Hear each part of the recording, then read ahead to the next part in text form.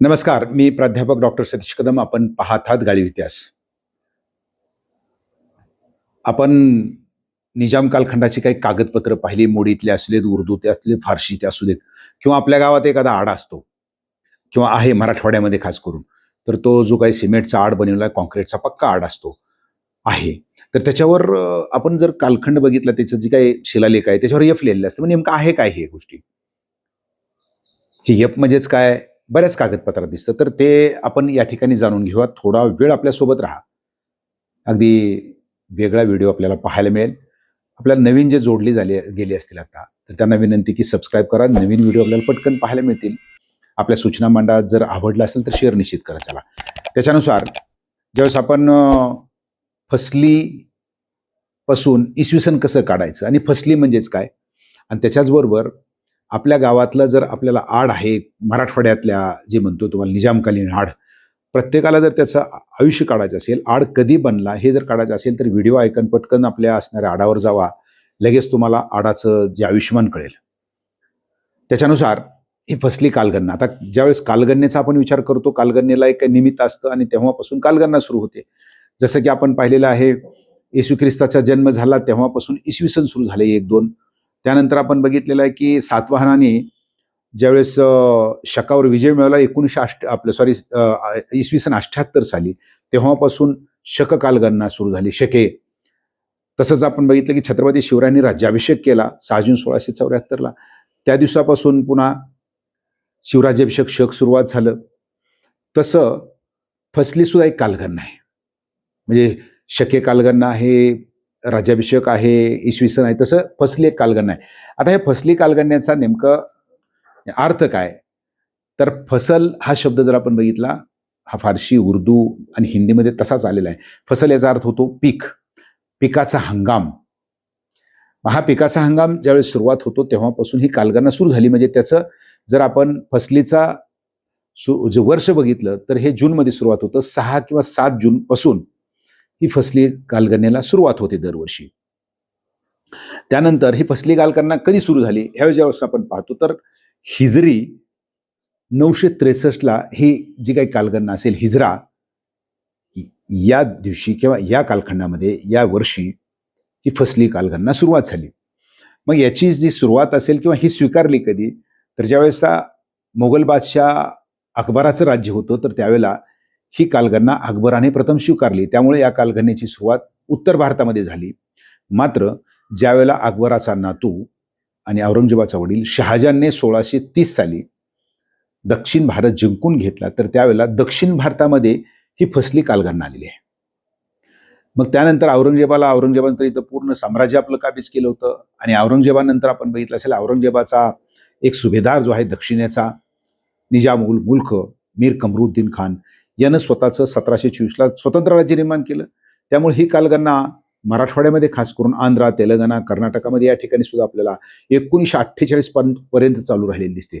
खास करून आपण निजाम स्टेटमधली म्हणजे आजच्या मराठवाड्यामध्ये, मग ते फारशी कागद असू देत, मोडी कागद असू देत, किंवा ज्याला आपण उर्दू कागदपत्र असू देत, या प्रत्येकामध्ये आपल्याला फ लिहिलेलं असतं किंवा यफ लिहिलेलं असतं. मग हे नेमकं काय आहे, किंवा हे याच्यातून, या फसलीमधून आपल्याला इसवी सन काढायचं आहे. तर हे कसं काढावं ज्यावेळेस आपण पाहतो, तर त्यावेळेला हा जो निजाम आहे 1724 पासून 1948 पर्यंत राहिला. म्हणून इथल्या बहुतांश कागदपत्रामध्ये आपल्याला ही फसली कालगणना दिसते, यफ लिहिलेलं दिसतं त्याच्यामध्ये. आणि तसंच प्रकारे आपल्या गावामध्ये जे काही मराठवाड्यामध्ये 22,360 खेडी निजामाच्या ताब्यामध्ये होती, प्रत्येक गावामध्ये आड काढलेला आहे. आड त्यानं सिमेंट कॉन्क्रीटचा एक फार मोठा मजबूत आड आहे. आजही प्रत्येक गावामधला एकाही गावातला आड नष्ट झालेला नाहीये, वापरात नसेल तर त्या असणाऱ्या आडावर सुद्धा एक शिलालेख आहे. तुम्ही जाऊन पहा, आज व्हिडिओ ऐका आणि त्याचा अर्थ आपण बघितला की तुम्हाला आपल्याच गावातल्या आडाचं आयुष्यमान काढता येईल. तर त्याच्यानुसार आपल्याला फसलीतून इसवी सन काढायचं असेल तर सोपा मार्ग आहे. या फसलीमध्ये 590 मिसळा, आजचं इसवी सन निघतं. जे काही इसवी सन येईल ते निघतं. जसं की आपण आडाचाच विषय घेतला तर आडावर 1344 यफ लिहिलेला आहे.